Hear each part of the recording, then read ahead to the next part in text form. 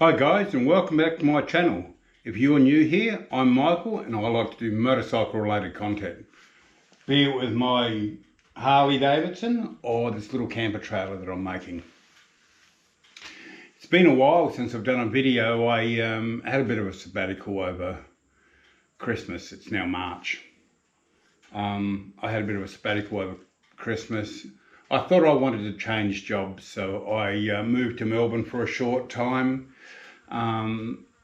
Being a private chef for a billionaire couple, and I thought, oh, this is going to be great, and I absolutely hated it.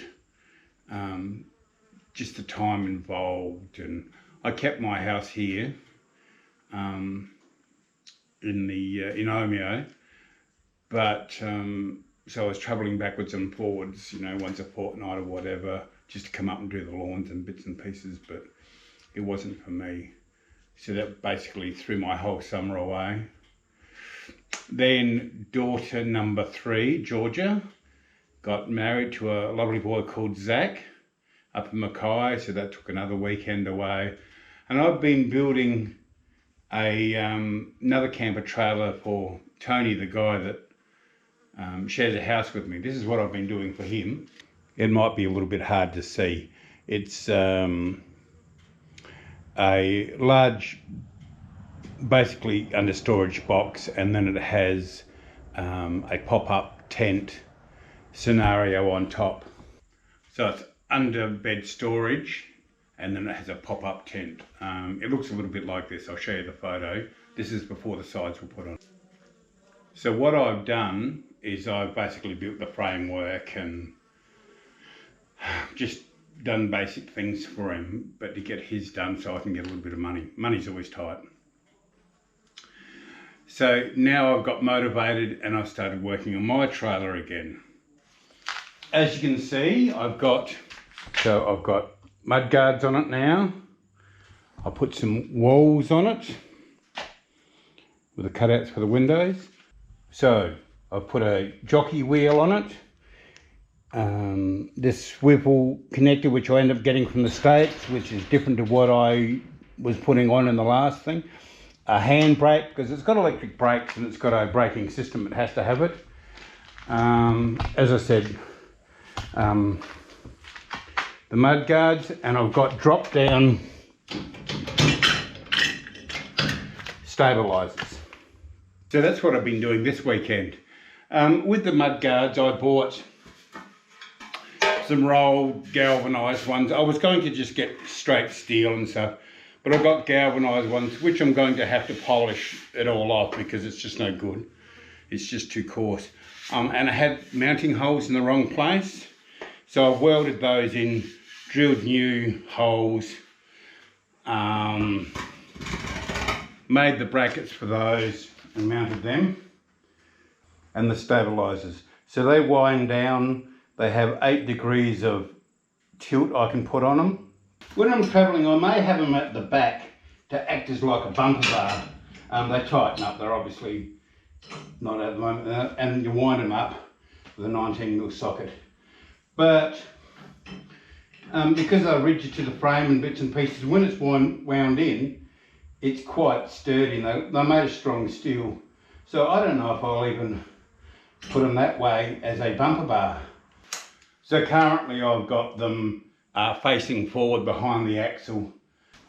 I'm also thinking of putting clevis pins in there, which are like an unthreaded bolt with a hole in the end of them. You might know them on various things. So then I can take them off all together and throw them inside for travelling to work out the weight. I won't know until I'm towing. Again, the ball weight's still light. It's all working out the way it's supposed to. So far, so good. I'm actually surprised. But those legs at the back, I might be able to pull them off and throw them inside. They weigh 11 kilos, the two of them, so that still adds to the weight. 11 kilos for that, 5 kilos for the mud guards, for the lining. I'm still hoping to hit around the 220, 230 mark, kilos that is, but I won't know until it's finished. And then that brings on a whole nother ball game, because much higher than that, I think it's going to be too heavy for the Harley. On flat roads it'll be all right, but because I live in a hilly area, I have concerns. If I head towards the coast and that way, I'll have no problems. But if I go up and over the hill, I have concerns. The little guy Mini Teardrops that's on the market, they're tow behind motorbikes, are about 350 kilo, but I'm guessing that's putting a hell of a lot of strain. So I'm not really sure at this stage. But I'm still hoping to hit about 220 kilo, 230. So we'll see as we go along. What I've done with the sides, I should have filmed it, but basically what I did is I put this is 9mm lining board is all it is, because on the inside of the trailer it's going to be lined in carpet. This is weatherproof, but I'm not going to need weatherproof inside. But it's 9mm, and what I've basically done is I've positioned it on the outside and literally traced it. I had a Sharpie or a texter, or whatever you like to call them, a marker pen, and I literally traced it. Each side individually, made allowances. So I've literally traced it, made a few allowances and cutouts for the crossbars, drilled 4 pilot holes from the outside. It's only got 4 screws in it at the moment because I need to pull the floor up and do some other minor things to the floor. I want to insulate the front section that's exposed with the tracks and bits and pieces. But, and then I've literally traced it and cut it out. This section here I've cut out, and the piece I've cut out, I will cut small sections and glue them back in to the framework and bits and pieces, so that'll make that all nice and tidy. But yeah, or you can see some of my marks up here where I literally traced it. And then I filed it down close to it, and once it's glued and it's set off, as I said, there's only 4 screws holding it at the moment on each side, then I'll finish filing it. It's all capped anyway, and then I'll go through, once the track's installed and all the bits and pieces, I'll go through and caulk any areas, like any excess gaps and stuff, and then insulate it. I'll run my wiring before I put on the outside cladding. But if you recall, in the front section of the trailer, where the front section slides out, there's a double gap, and I want to insulate that and put a plate underneath, so I don't get any splashback or something from the back and the guard. So that'll run from just before the axles and up to the front like a stone guard. But I need to fit that and the insulated part on the inside prior to fixing the floor permanently. So overall it's coming along. As I said, I haven't done a whole lot to it in the last couple of months. You know, I've been acquiring things. I had to wait for my swivel. I ended up going with that. I bought that other one, the 4-wheel drive one, and I had it machined down, but it was just too big. I ended up on selling it, and I've got another one actually. I got 2 of them sent to me for some reason. And I ended up on selling it, so I didn't lose any money on it. But that cost me $400 and something delivered from America. It was ridiculous. It's about $150 or something for the unit, and then it cost me like $220 or something to have it sent out. It's absolutely ridiculous.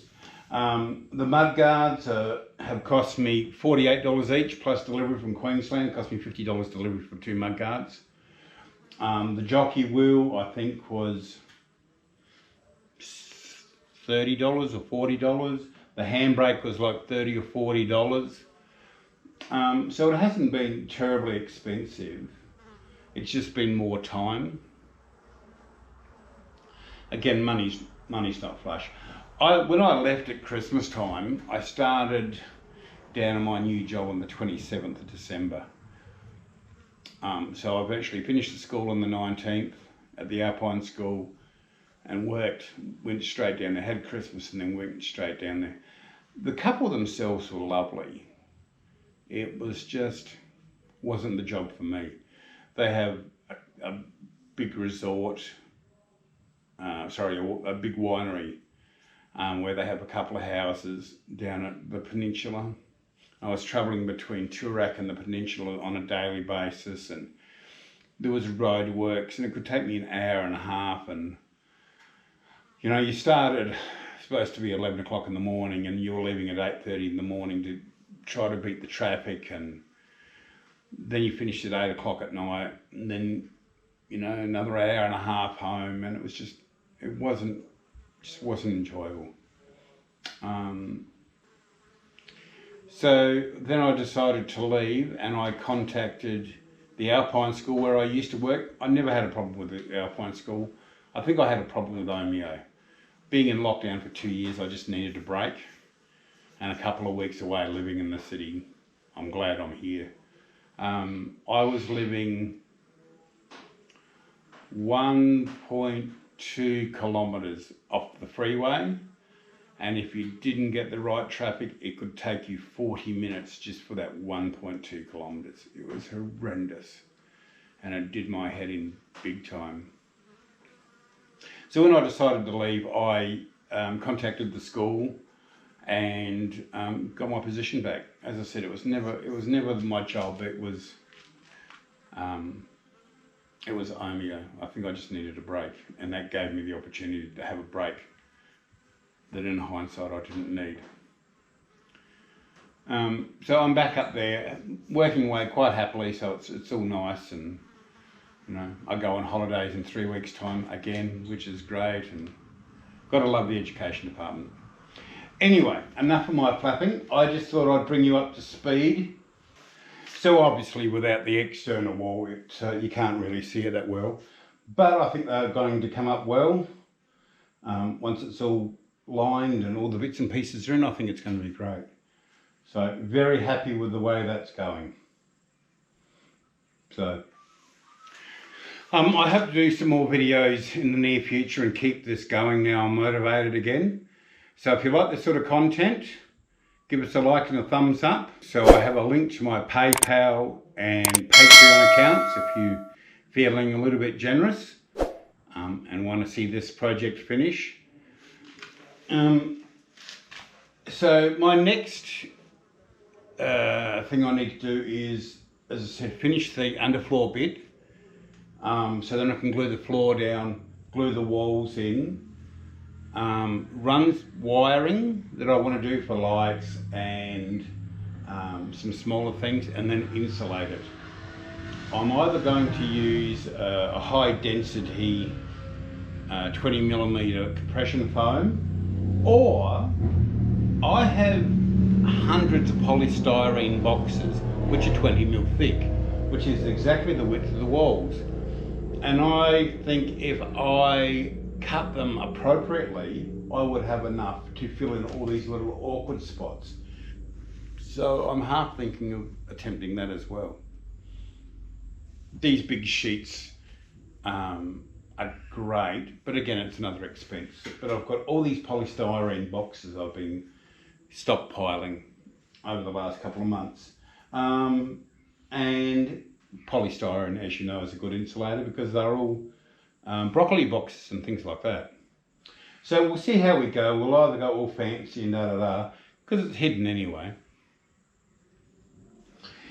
or I'll cut them up and I'll put them in all these little fancy pieces. But either way, that's where I'm up to. This is what I'm doing. I also need to basically do this to the front section. I'm going to line it slightly different, slightly thinner. I've been having a think about how to seal it properly.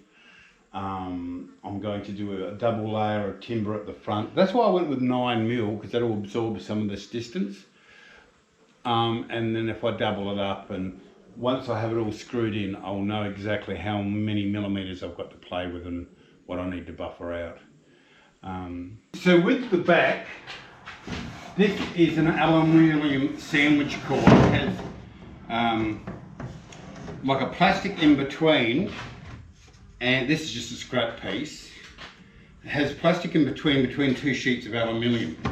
What I'm thinking of doing is doing the curvature on the inside with this, and possibly even on the outside, because as I said, I do want to put a thick aluminium stone guard on it. But that way I can get the perfect curvature of the trailer. And this stuff for a 2.5 metre sheet, a 2.4 metre by 1200 sheet is like $80 or $100. So it's quite readily available, even from Bunnings, and it comes in black or white from Bunnings. It comes in a myriad of shades, but they use it for signs. That's what this one particularly was. So with that laminate, it's as I said, it's 3 mil thick. It's a millimetre of aluminium either side, and a millimetre, maybe it's 4 mil thick, of like a plastic composite in between, and they use it for signs.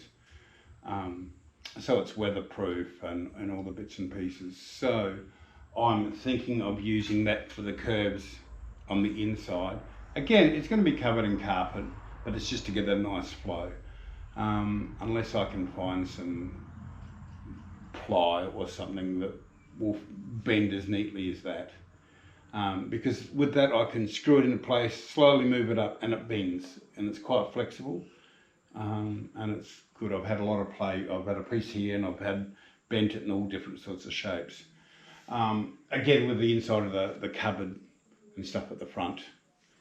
So even with the cupboard, this area here at the front on the inside, that will be great.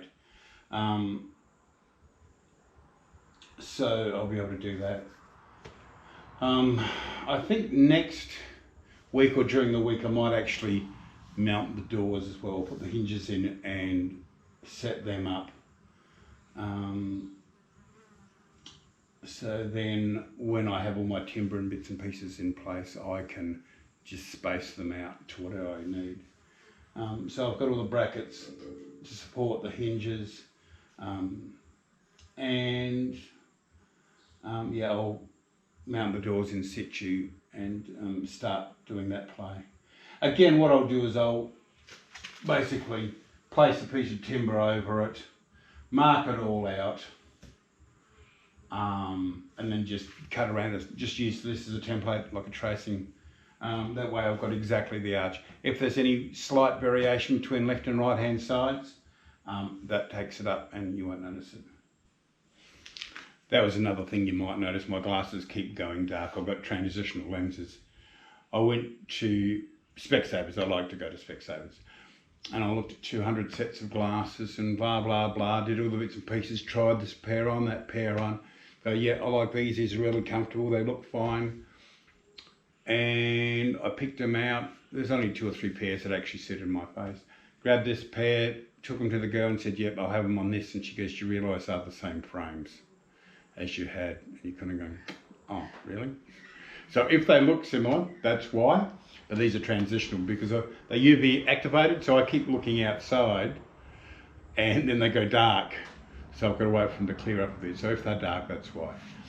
Anyway, I shall leave it for now. Give us a like and a thumbs up. As I said, there's the Patreon and the PayPal accounts if you want to help me along. And until next time, stay safe and I'll see you soon. Bye for now.